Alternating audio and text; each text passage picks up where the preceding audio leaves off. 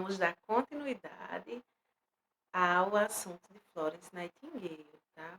A gente viu na aula passada até a parte que eu falei que ela passava nos leitos, né, acalentando os soldados à noite com a lâmpada. Tá? E a gente vai dar continuidade ao nosso assunto, certo? Tá aí, Florence. E aí, gente, com o passar do tempo, Florence ela chegou até aí os hospitais de campanha, né? No fronte de guerra, ela foi realmente para os campos de batalha. Porém, Florence ela contraiu febre tifoide, né?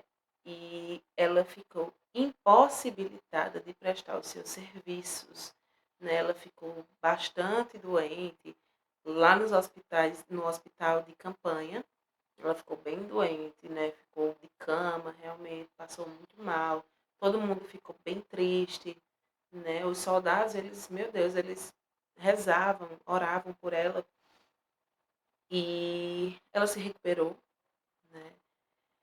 Mas ela ficou impossibilitada de prestar os seus serviços, né? Florence, ela não conseguia mais prestar o seu serviço de enfermeira, tá? E aí ela teve que retornar para Londres, tá? Ela não ficou mais prestando seus serviços como enfermeira e retornou para Londres. Mas quem pensa que Florence parou por aí, está muito enganado, viu? Porque a mulher era persistente, tá? Ela não parou por aí, não. Já que ela não podia mais exercer seus serviços como enfermeira, ela se dedicou a estudar.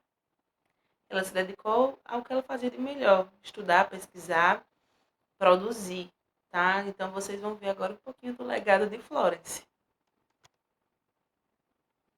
Quando Florence retornou para a Inglaterra, né, para Londres, ela mesmo sem saúde, ela se dedicou à criação de escolas de enfermagem e na reforma sanitária dos hospitais militares. Então, ela dedicou o resto do seu tempo a formar novos profissionais de alta qualidade, tá? Porque a gente sabe que os enfermeiros que existiam ali naquela época não eram dos melhores. E ela disse: vou mudar isso, vou fazer diferente. Garra não faltava, não, viu? E aí, em 1859, ela fundou a escola de enfermagem lá no Hospital de St. Thomas, na Inglaterra. E a disciplina era rigorosa, rigorosíssima, tá? Do tipo militar, viu? Não era brinquedo, não. Ela também exigia qualidades morais das candidatas, porque vocês viram que a moral dos enfermeiros não estava muito elevada. E ela exigia qualidades morais das enfermeiras, né? Das candidatas. Ela não queria que fosse qualquer uma, não. Tinha que ser uma pessoa ali, né, que tivesse um certo nível, né, de moralidade. E aí o seu sistema de ensino destacava alguns pontos essenciais, como direção da escola por enfermeira, tá? Então, para dirigir a escola de enfermagem, tinha que ser um enfermeiro.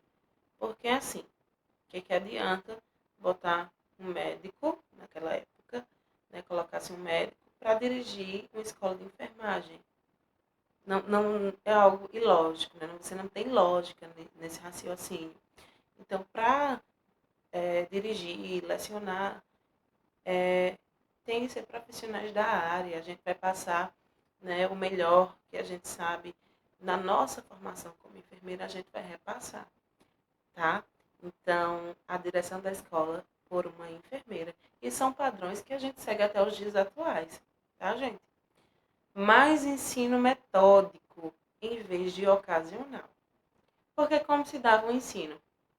Aparecia a ocasião, aprendia. Se não aparecesse, não aprendia. Tá? Então, o ensino ele ficou mais metódico. Ela lançou planos ementas, né, de disciplinas que seriam pertinentes para a enfermagem. E é o que a gente tem até hoje. O nosso curso técnico de enfermagem é dividido por módulos e dentro desses módulos as disciplinas que vocês vão estudar para daqui a algum tempo vocês se formarem técnicos de enfermagem. Então vocês vão passar por todo o ensino metódico, né, com disciplinas, conteúdos que são pertinentes para a formação de vocês. Imagina se a gente chegasse aqui e mostrasse só, apareceu isso, vocês vão ver. Aquilo ali, coisa de Y não apareceu, então vocês não vão ver. Não é desse jeito que funciona, tá? Florence, ela veio para colocar metodologia, tá? Que a gente visse tudo aquilo que for pertinente para a nossa formação. Seleção de candidatos a partir do ponto de vista físico. Então, tinha que ser pessoas que tivessem aptidão física, moral, intelectual e aptidão profissional. Antigamente era religiosa que se dedicava, queria e ia. Aqui não, ela exigia ponto de vista físico, pessoas em boas condições físicas, com a moral, né, elevada, pessoas que não fossem de moral duvidosa, como estavam os enfermeiros da época. Aptidão intelectual, tá? Então são pessoas inteligentes, pessoas que ao menos soubessem ler. Vocês viram que os alemães tentaram formar enfermeiras, fizeram uma escola, fizeram uma estrutura enorme, e as enfermeiras e as candidatas, né, elas eram analfabetas. Então, assim, ela precisava que elas tivessem um nível intelectual para compreender que a enfermagem não é baseada no empirismo, a enfermagem é ciência, tá? E a aptidão profissional. A aptidão profissional naquela época já era exigida. Hoje em dia, vocês vão adquirir, ao longo do curso de vocês, a aptidão profissional, né, para exercer a profissão de técnico de enfermagem. Obviamente, um iniciante do curso, eu pedi para, vamos dar um exemplo, fazer uma punção venosa, ele não vai saber, ele vai adquirir essa aptidão, ele vai adquirir com o passar do curso, tá? Então, essa aptidão profissional vocês vão conseguir aí ao longo dos meses, tá, gente? Calma que vocês vão chegar lá. E aí, Florence, ela também lançou uma teoria, tá? Que foi chamada teoria ambientalista. Essa teoria se baseava em quê? Nas experiências que Florence já tinha. Florence, ela não tinha, na época que ela foi para a guerra, ela não tinha aquele conhecimento de micro-organismos que eram causadores das doenças. Ela não tinha aquele conhecimento. Porém, ela lançou uma teoria ambientalista que se baseava em quê? Ela tinha foco no homem, no ambiente, na enfermagem, tá? O foco do homem, ela dizia que o homem é um indivíduo cujas defesas naturais são influenciadas por um ambiente saudável ou não. Vamos lá partir para o exemplo. Se você é um indivíduo que você está em uma casa que não tem janela, você vive lá dentro da sua casinha, você não sai por nada.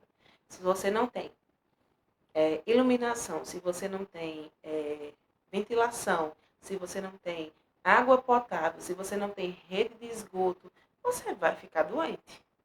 Você vai pegar uma cólera, você vai pegar leptospirose, enfim, tá? Você vai se contaminar, você não vai ser saudável em um ambiente não saudável. Tá? Então, ela dizia que o homem é um indivíduo cujas defesas naturais são influenciadas por um ambiente saudável ou não.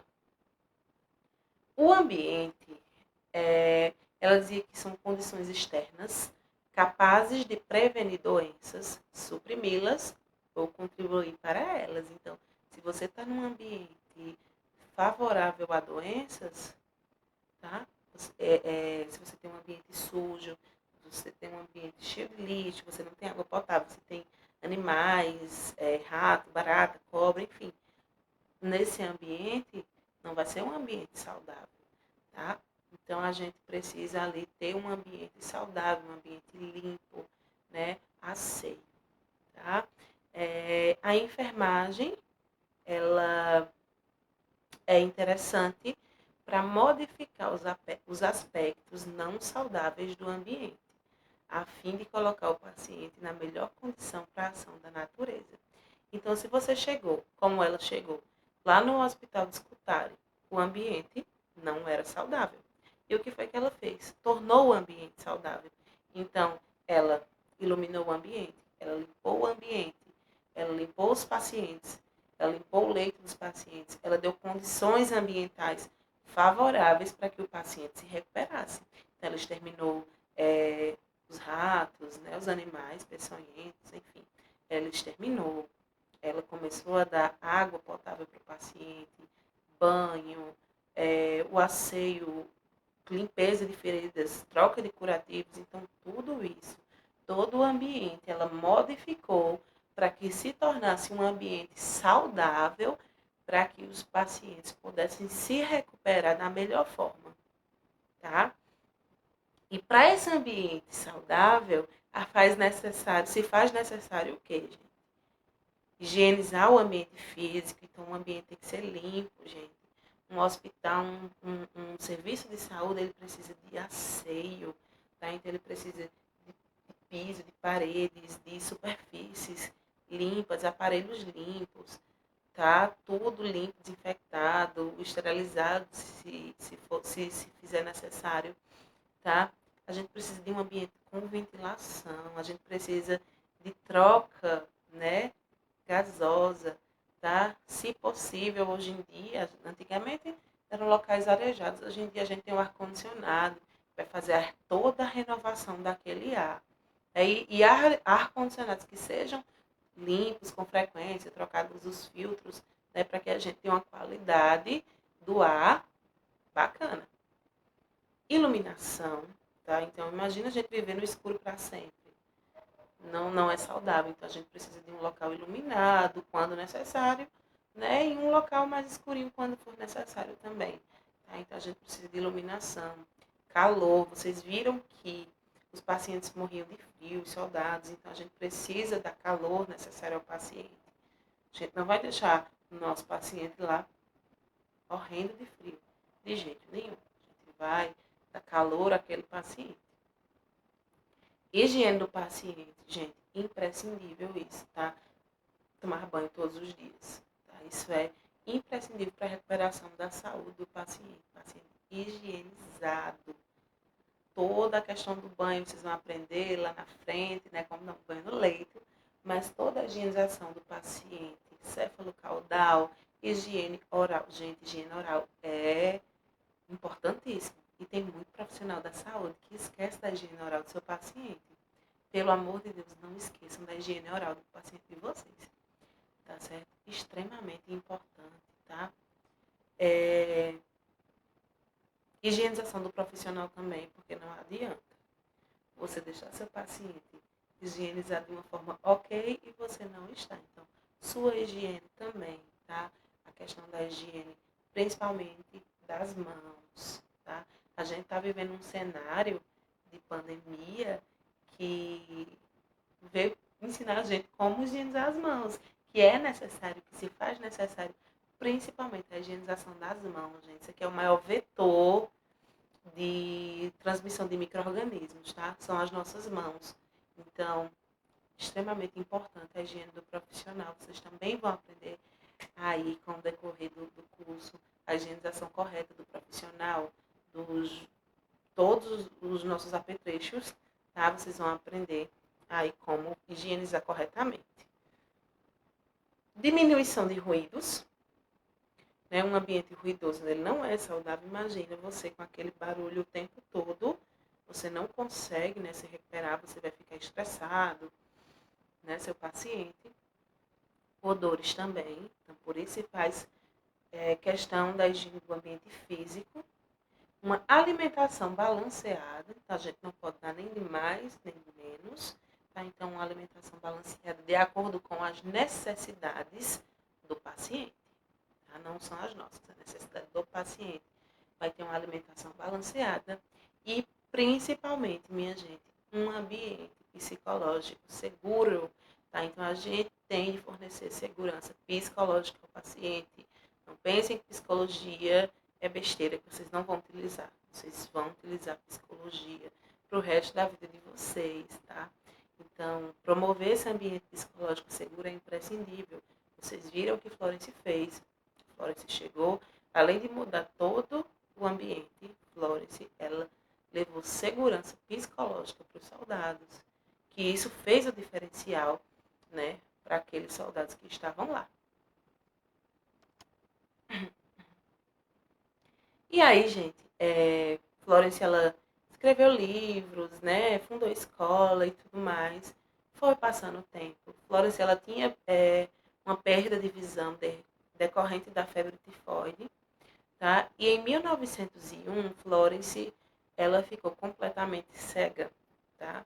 Então, com 81 anos de idade, ela ficou completamente cega. Essa é a foto dela, a imagem dela já idosa. E no dia 13 de agosto de 1910, aí Florence, ela vem a óbito. Florence morre completamente cega, né?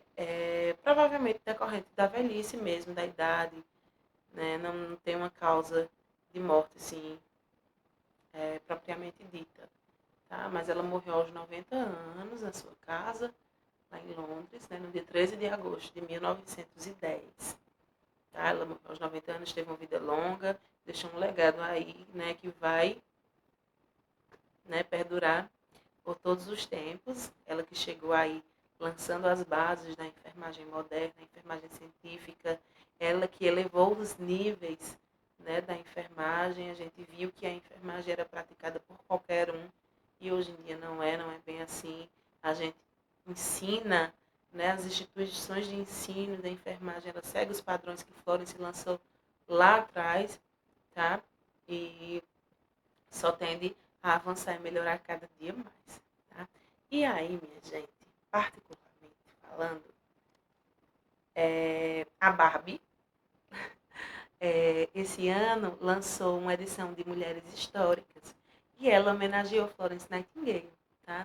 E essa é a Barbie da Florence, belíssima, que veio para homenagear, né, essa mulher que foi um exemplo de mulher, que foi um exemplo de força, que foi um exemplo de perseverança e deixou esse legado incrível, né? Ela mudou os conceitos de mulher e os conceitos de enfermeira, tá?